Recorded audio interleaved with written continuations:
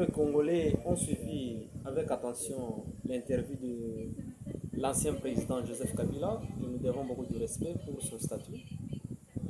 Mais il a surpris tous les Congolais en comparant la RDC avec le Soudan et en cachant ce qu'il voulait dire. Il a dit la soudanisation au lieu de dire la balkanisation. C'est-à-dire, M. Joseph Kabila croit que le pays sera balkanisé s'il n'y aura pas de dialogue. Parce qu'il a dit, si on ne tire pas l'attention, nous allons subir ce que le Soudan avait subi en 2011. Monsieur l'ancien président, Lumumba est mort pour l'unité de ce pays. Et ce n'est pas à vous de balkaniser les pays. Vous parlez de l'article 64 et vous vous condamnez vous-même. Cet article interdit aux gens qui veulent embrouiller, soit déranger les institutions bien établies et qui veulent prendre le pouvoir par force. Mais vous voulez prendre le pouvoir par force et vous dérangez les institutions établies. Cet article vous condamne. Nous devons faire la part des choses. Vous avez fait votre temps pendant 18 ans, vous êtes parti. Laissez aussi aux autres faire leur temps. Vous parlez des gens qui veulent s'éterniser au pouvoir, mais ce n'est pas encore le temps. Il a encore 2 ans. Si il était déjà au délai du mandat, on allait vous croire. Mais il est dans les mandats. Vous devez les laisser faire son mandat.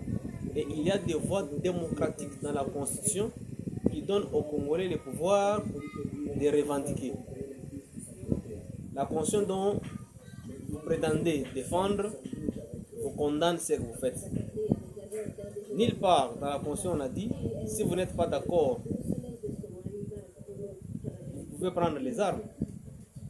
Si le président qui est en place dirige mal, vous devez attendre à la fin du mandat. On doit les sanctionner par les élections. C'est ça la voie démocratique.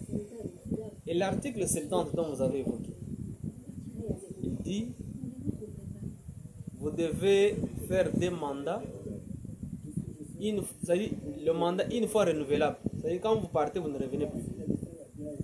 C'est-à-dire comme vous êtes là, vous ne reviendrez plus jamais le président de la République ici en RDC, selon l'article 70.